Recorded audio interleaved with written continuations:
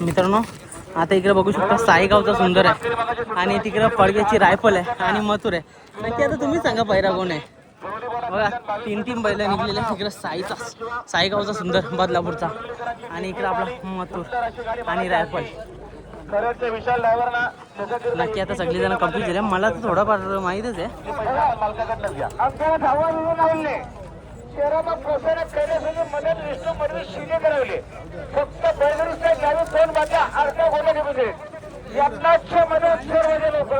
Padge पनवेलची rifle आहे आणि मथुर सगळी जण सर्व सोबतच निघले ना। आता कन्फ्युजन असेल की नाही की कोणता पैरा असणार आहे।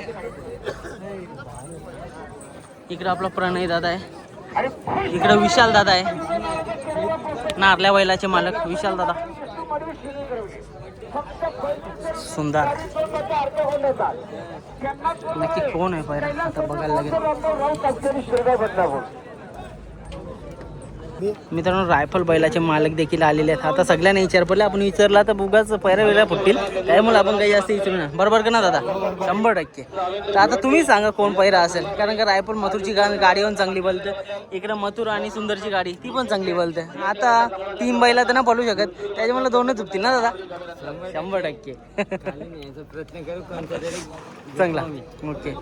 बघा डावीन पळणार आहे गाडी मथुरची, दोन्ही डावीनच बनणार आहेत।